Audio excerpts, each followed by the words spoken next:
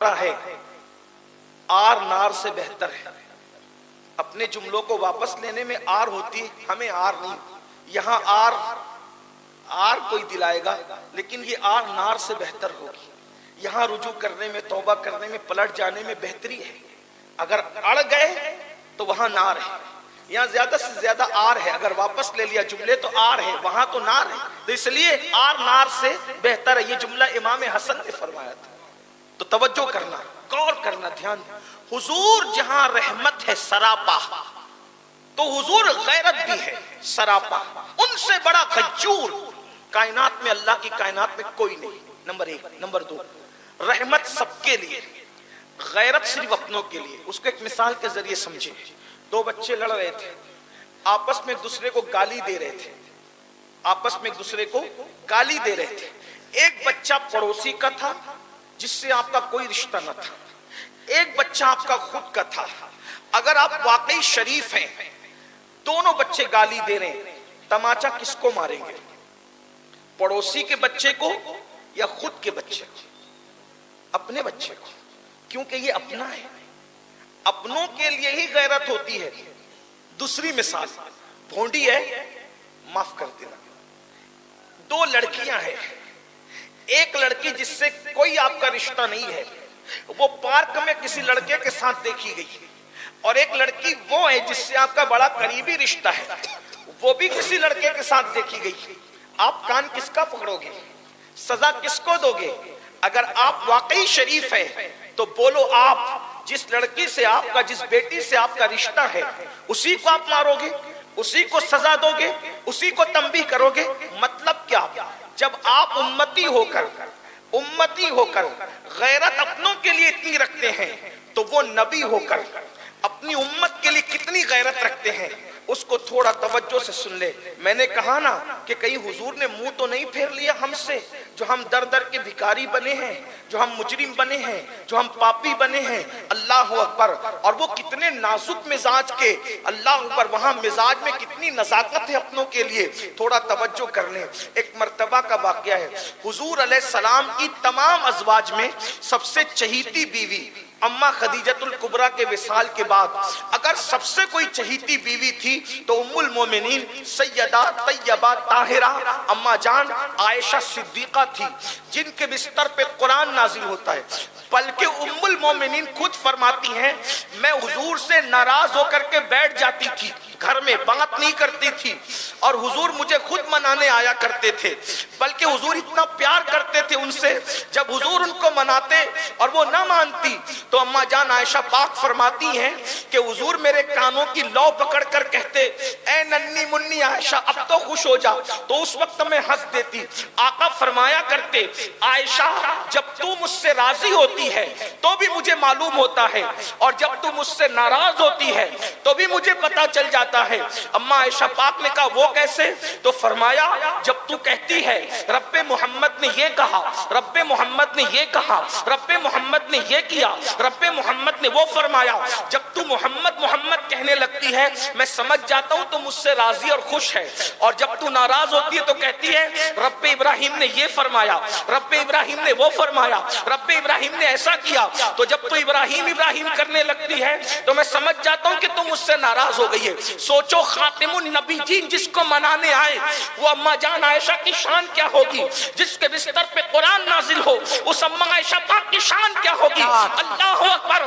ہم عشق والے تو یہاں تک کہتے ہیں کہ بستر عائشہ رشک طور ہے، اس لیے کہ حضرت طور پر حضرت موسیٰ جاتے ہیں اور توریت جیسی کتاب آتی ہے، اور بستر عائشہ پر جان موسیٰ محمد عربی تشریف لاتے ہیں، اور بستر عائشہ پہ قرآن مقدس نازل ہوتا ہے. اتنی مقدس خاتون ہے کہ ظالم نے الزام لگایا تو اللہ نے قرآن میں ان کی طہارت کو بیان فرمایا، ان کی پاکیزگی اور عفت کو بیان فرمایا. اس اما عائشہ پاک کا حال یہ، ایک مرتبہ ریشم کا پردہ، ریشمی پردہ گھر کی دیوار پہ لٹکایا، ریشمی پردہ گھر کی دیوار پہ لٹکایا. حضور تشریف لائے تو دیکھا سیدہ عائشہ کے گھر کے حجرے میں ریشم کے پردے دیوار پہ لٹکے ہیں. حضور گھر میں نہیں گئے، چہرہ پھیر لیا. توجہ کریں. غور فرمائیں، اگر آپ کو یہ لگتا ہے کہ میں حضور کا امتی ہوں، حضور مجھ سے کیسے چہرہ پھیر سکتے ہیں، تو آپ سے پوچھتا ہوں آپ کتنے بھی چہیتے اور ہم کتنے بھی چہیتے، اما عائشہ پاک کی طرح ہمارے لیے تو چاہت اتنی نہیں ہوگی. وہ محبوبہ ہے، محبوب رب العالمین ہے. جب وہ پردہ دیوار کو لگا لے تو حضور وہاں سے چہرہ پھیر کر کے واپس ہو جاتے ہیں. دوسری حدیث دھڑکتے دل سے سننا، اگر حدیث نہیں ہوتی تو ہمت نہیں ہوتی یہ بولنے کی جو بولنے جا رہے ہیں. ایک مرتبہ اماں، سیدوں کی ماں، سیدہ کائنات، مخدومہ کائنات، حضور کی اولاد میں سب سے زیادہ حضور نے کس کو چاہا ہے تو وہ سیدہ فاطمہ کی ذات ہے. ان کے آنے پہ حضور کھڑے ہوئے ہیں، اور ایک دو مرتبہ نہیں، بار بار کھڑے ہوئے. سیدہ عائشہ پاک فرماتی ہے کہ میں نے جب بھی دیکھا کہ فاطمہ آ رہی ہے تو حضور اٹھ کر ان کے لیے کھڑے، اور صرف کھڑے نہیں ہوئے، اپنی جگہ چھوڑ دی اور اپنی جگہ پہ خود ان کو بٹھایا، اور ان کو بٹھانے کے بعد کیا فرمایا؟ فدا کے امی وابی یا فاطمہ، فاطمہ تجھ پر میرے ماں باپ قربان ہو جائیں. حضور اپنے ماں باپ جس پہ قربان کرے وہ سیدہ فاطمہ الزہرا ہے. اور فرمایا میں نے اپنی بیٹی کا نام، بخاری شریف کی حدیث ہے، میں نے اپنی بیٹی کا نام فاطمہ اس لیے رکھا کہ فاطمہ پر بھی جہنم حرام ہے، اور جو فاطمہ سے محبت کرے اس پر بھی جہنم حرام ہے. نعرہ تکبیر، نعرہ رسالت. سیدہ کی شان یہ ہے، بلکہ ہمارے اسی دور کے ایک اچھے شاعر نے ایک اچھا شعر کہا ہے، ایک پلو میں سما جائیں گے سب ماہو نجوم، ایک پلو میں سما جائیں گے سب ماہو نجوم، چادر فاطمہ زہرا کو سمجھا کر، چادر فاطمہ زہرا کو سمجھا کیا ہے. اللہ اکبر. کربلا کا پورا میدان، کربلا کا پورا میدان جس کا مرہون منت ہے اسے فاطمہ الزہرا کہا جاتا ہے. سنیو، کربلا کو حسین کبھی نہ ملتے اگر حسین کو فاطمہ جیسی ماں نہ ملتی. کیا کہنے؟ نعرہ تکبیر، نعرہ رسالت. یا حسین، یا علی. جب میرے امام اس بارگاہ میں خراج پیش کرتے تو کہتے ہیں اللہ اکبر، سیدہ ظاہرہ طیبہ طاہرہ جان احمد کی راحت پہ لاکھوں سلام. میرے امام نے جان احمد کی راحت کا مطلب کیا؟ جب سب بے چین ہوتے ہیں تو حضور کو یاد کرتے ہیں، اور جب حضور بے چین ہوتے ہیں تو فاطمہ الزہرا کو. جان احمد کی راحت پہ ہر بے چین دل کا چین اللہ کا رسول ہے، اور رسول اللہ کو جو راحت عطا کرے اسے فاطمہ الزہرا کہتے ہیں.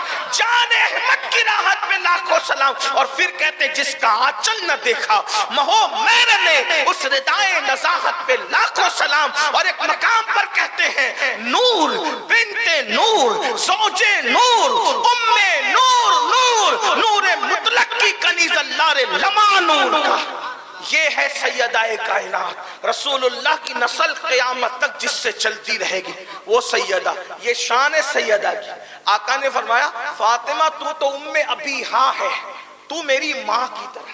یعنی اشارہ دے دیا میری ماں کو کسی نے دیکھا نہیں، سیدہ آمنہ کو، لیکن کردار آمنہ دیکھنا ہے تو کردار فاطمہ الزہرا. یہ شان ہے سید. لیکن اب سنو غیرت مصطفیٰ، غیرت مصطفیٰ. پھر کہہ رہا ہوں حدیث میں نہ آتا تو ہمت نہیں تھی. ایک دن سیدہ پاک نے سونے کے کنگن پہنے. حضور کی غیرت، بس بات پوری ہوتی ہے. حضور کی غیرت، سیدہ نے سونے کے کنگن پہنے. سونا عورت کے لیے حلال ہے، جائز، صحیح ہے. عورت اگر سر کے بال سے لے کے پیر کے ناخن تک سونے میں لگ جائے منع ہے؟ بالکل منع نہیں، جائز بالکل. تو سب کی بیٹیوں کے، بچیوں کے، بیویوں کے لیے سونا حلال ہے، حضور کے گھر والوں کے لیے بھی ہے. لیکن پہن لیا سیدہ نے سونے کا کنگن. اللہ کے رسول ملنے کے لیے آئے، سیدہ کے ہاتھ میں سونے کا کنگن دیکھا، منہ پھیر گئے اور منہ پھیر کر چلے گئے. تو توجہ کرنا سنیو، مائیں اور بہنیں تو آپ کی میں، کس کے گھر سے منہ پھیر کے جا رہے ہیں؟ کس کے گھر سے؟ بدعتم منی فرمایا، میرے جگر کا ٹکڑا، یہ کسی کے لیے نہیں فرمایا، کائنات میں کسی کے لیے نہیں کہا میرے جگر کا ٹکڑا، ایک ہی ذات ہے جسے سیدہ فاطمہ کہتے ہیں۔ حضور نظر پھیر کر، چہرہ پھیر کر جا رہے، حرام کام، سیدہ حرام کام تو نہیں کر سکتی، حرام کام تو نہیں کر سکتی نا، بدعائے مصطفیٰ ہے، معصوم نہیں ہے لیکن محفوظ ضرور ہے نا، مگر حضور نے کیا کیا؟ چہرہ پھیر لیا، سیدہ رو پڑی، بابا چہرہ پھیر کے کیوں واپس چلے گئے؟ مزاج جانتی تھی، اچھا یہ سونے کے کنگن حرام نہیں تھے، ناجائز نہیں تھے، مکروہ بھی نہیں تھے، بدعائے مصطفیٰ کے شایان شان نہ تھے۔ ایک چیز حرام ناجائز الگ ہوتی ہے، لیکن ایک چیز کیا ہوتی ہے؟ شایان شان نہ ہونا۔ سیدہ چونکہ رسول اللہ کی شہزادی ہے، حضور علیہ الصلوۃ والتسلیم نے راز کی بات جاتے جاتے دنیا سے انہی کو کہا تھا کہ مجھ سے پہلے آ کر کے تمہیں ملاقات کرو گی، اس شہزادی جس کے لیے کھڑے ہوتے تھے، آج انہوں نے سونے کے کنگن پہنا ہے، شایان شان نہیں تھے، بس چہرہ پھیر لیا اور چہرہ پھیر کر کے حضور واپس ہو گئے۔ سیدہ نے فوراً سونے کے کنگن، جس سے میرے بابا ناراض ہو جائیں، سونے کے کنگن اتار کر حضرت بلال کو دیا، جاؤ بیچ کر کے اس کو مدینے کے غریبوں میں بانٹ دو۔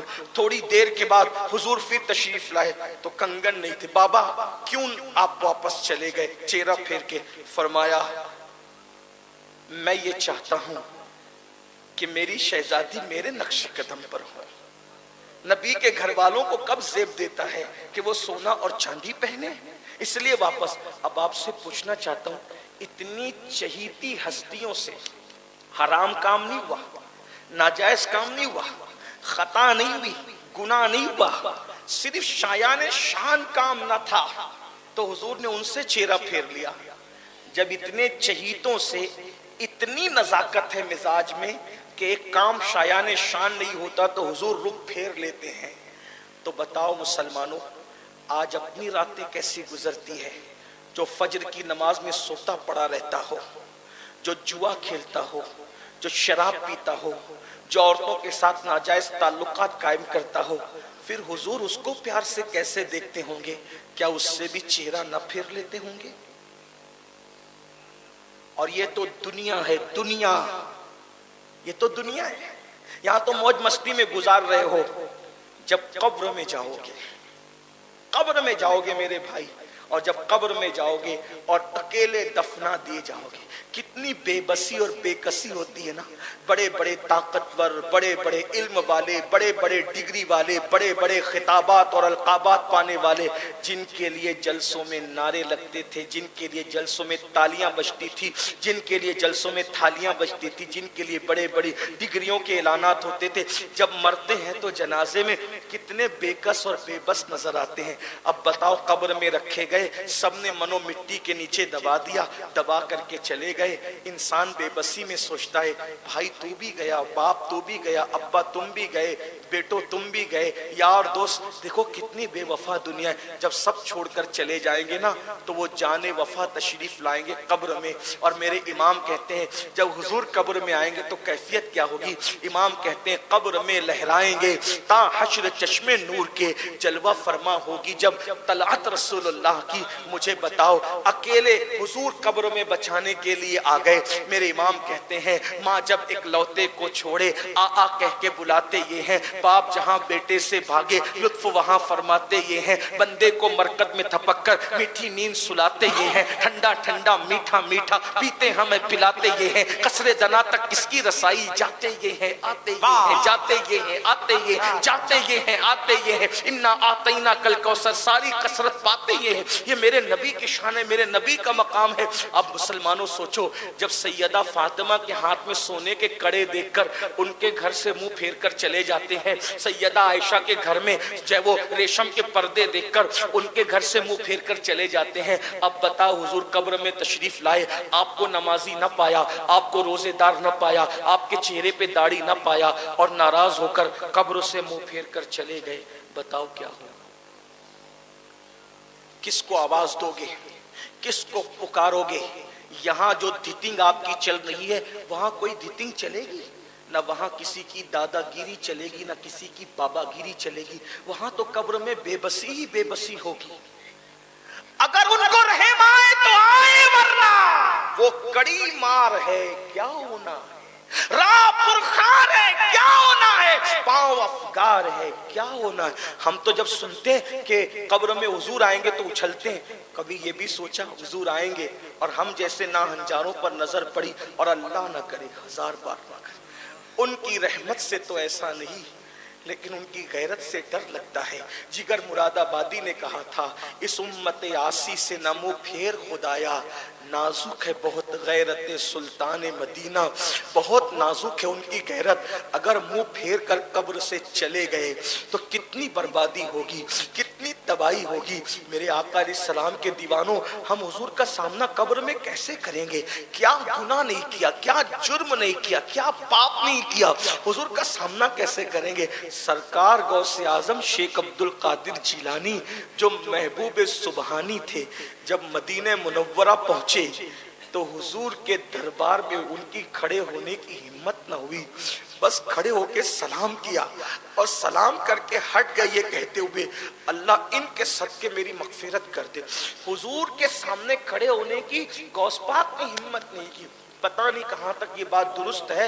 हमारे एक बहुत बड़े आलिम दीन ने हमारे दादा मुर्शिद हुजूर मुफ्ती आजम के बारे में मुझे बताया कि जब मुफ्ती आजम से किसी ने कहा कि सरकार की सुनहरी जालियां कितनी खूबसूरत है ना, तो मुफ्ती आजम ने कहा, हमने भी सुना है कि बहुत खूबसूरत और नूरानी जालियां हैं। तो किसी ने कहा, हुजूर आप तो 2-2 मरतबा मदीना शरीफ गए और आप कहते हैं कि हमने भी सुना है और आप महीनों महीनों मदीने मुनव्वरा रहे। तो मुफ्ती आजम ने फरमाया, सुनहरी जालियों के सामने मेरी जाने की हिम्मत नहीं होती थी कि हुजूर को क्या मुंह दिखाऊंगा। अपने वक्त का कुतुब मुफ्ती आजम आलम इस्लाम वहां मुंह दिखाने की हिम्मत नहीं कर रहे, गौसे पाक वहां खड़े होने की हिम्मत नहीं कर रहे। ये अदब है। डॉक्टर इकबाल से किसी ने कहा था, इकबाल तुम जर्मनी तक जाते हो, बरतानिया तक जाते हो, मदीने क्यों नहीं जाते? तो इकबाल ने कहा, जा सकता हूं, जाने का शौक भी है, लेकिन हिम्मत नहीं पाता, क्योंकि हुजूर को जाके मुंह क्या दिखाऊंगा। पीर नसीरुद्दीन नसीर ने कहा था, शर्म इसियां से नहीं सामने जाया जाता, शर्म इसियां से नहीं सामने जाया जाता। ये भी क्या कम है, तेरे शहर में आए हुए हैं। अब बताओ, जब इतने बड़े बड़ों से मुंह फेरा जा सकता है, तो क्या कहीं ऐसा तो नहीं कि हुजूर ने हमसे मुंह फेर लिया है? और जिससे हुजूर मुंह फेर ले, अल्लाह की रहमत उससे मुंह फेर लेती है। और हुजूर अलैहिस्सलाम जिसकी तरफ रुख कर ले, वो पापी नहीं रह जाता, वो गुनहगार नहीं रह जाता। अब फैसला आपने करना है कि हुजूर की नजरे करम के मुस्तहिक बनना चाहते हो या हुजूर अलैहिस्सलाम मुंह फेर ले। किस पे राजी हो, आपकी मर्जी है। अगर ये चाहते हो कि हुजूर मुंह फेर ले, फजर में सोते रहिए, हम कुछ नहीं कहेंगे। ताश के पत्ते खेलते रहिए, हम कुछ नहीं कहेंगे। कानों में ईयरफोन लगा के गाने सुनते रहिए, कुछ नहीं कहेंगे। जो मर्जी कर लो। कुतुल कुलूब में शेख अबू तालिब मक्की रहमतुल्लाह अलैह ने हदीस लिखी है। ये तसव्वुफ की अव्वलीन किताब है, अव्वलीन किताब है तसव्वुफ की। शेख अबू तालिब मक्की कुतुल कुलूब में लिखते हैं कि अल्लाह के रसूल अलैहिस्सलाम ने फरमाया कि जो मुझसे इश्क का दावा करे और रात भर सोता रहे, मैं मोहम्मद ऐलान करता हूं कि वो झूठा है, झूठा। यानी कि जो आशिक होगा वो कभी रात भर सो नहीं सकता। वो या तो इबादत करेगा, या तो वो दुरूद पढ़ेगा, या तो वो कुरान की तिलावत करेगा, या तो हुजूर के लिए रोएगा, या तो हुजूर के लिए आंसू बहाएगा। अब मुझे बताओ, आका खुद फरमा रहे, जो इश्क रसूल का दावा करे, पूरी रात सोए, वो झूठा है। फजर की नमाज रात को नहीं होती, उलमा से पूछो सुबह को होती है। जो रात को सोए, रात में इबादत न करे, हुजूर फरमाए वो इश्क रसूल के दावे में झूठा है। जो सुबह को फजर में भी ना उठे, उससे बड़ा झूठा कौन होगा? आप कहते मौलाना तलवारें चल रही है, हम बर्बाद हो रहे हैं। हम कहते हुजूर जिसको झूठा कह दे, मैं नहीं, मेरी औकात क्या, मैं तो तुम सब में ज्यादा गिरा पड़ा हूं। लेकिन आपसे पूछता हूं, हुजूर जिसको झूठा कहते, फजर में क्यों नहीं उठते? नींद नहीं खुलती। ट्रेन पकड़ने के लिए नींद खुलती है, फ्लाइट पकड़ने के लिए नींद खुलती है, 6,000 और 8,000 की नौकरी पे जाने के लिए नींद खुलती है, और हुजूर की आंखों की ठंडक के लिए नींद नहीं खुलती। बल्कि बड़ी माजरत के साथ मेरे अजीज, 3 बजे तक जलसे में जग सकते हैं, मगर फजर की नमाज में 10 बजे उठ नहीं सकते। जिस कौम को हुजूर झूठा कह के उससे मुंह फेर ले, वो कौम कैसे तरक्की करेगी? इस तरह के एक नहीं 1,000 जलसे कर लो, कामयाबी नहीं मिल सकती। अगर कामयाबी चाहते हो तो हुजूर की नजर चाहिए। अरे इंसान तो इंसान है, अगर हुजूर पहाड़ पे प्यार की नजर डाल दे तो वो पहाड़ भी जन्नती हो जाता है। ये नहीं फरमाया कि ओहद मुझसे मोहब्बत करता है, मैं ओहद से मोहब्बत करता हूं, ये जन्नत में जाए। पत्थर को जन्नती बना दे प्यार की नजर डालकर, सुतून हन्नाना को, एक दरख्त के सूखे तने को जन्नती बना दे एक नजर। उनकी नजर की बात है, लेकिन याद रखना जिस पे नजर पड़ती है, जिस पे नजर पड़ती है फिर वो मुजरिम नहीं रह जाता। मेरे पास हजारों दलीलें हैं, एक दलील ये भी दे दूं, कुतुबुल अक़ताब सरकार कुतुबुद्दीन बख्तियार काकी कहते हैं, अक्सर गरीब नवाज आंख बंद करके बैठे रहते थे, कभी कभी आंख खोलते थे और आंख खोलकर जिसको देख लेते थे उसको वली बना देते थे। जब गरीब नवाज नजर डालकर वली बनाते हैं तो रसूलुल्लाह की नजर पड़ जाए तो आदमी क्या बन सकता है? हम नमाजी क्यों नहीं बन पा रहे हैं? निगाहे रसूल से महरूम तो नहीं, सूद के धंधे क्यों कर रहे हैं? ये आप पर है, आप जाने। अल्लाह करे मुझ पे भी नजर पड़ जाए और आप पर भी नजर पड़ जाए, हमारे हाल की इस्लाह हो जाए। बातें बहुत कहने को याद आती है, लेकिन अगर मैं गुफ्तगू तवील करता हूं तो एक साहब बाकी हैं, शायर साहब, वो महरूम रह जाएंगे। और मैं नहीं चाहता कि मेरे 10 मिनट की तकरीर बढ़ जाने से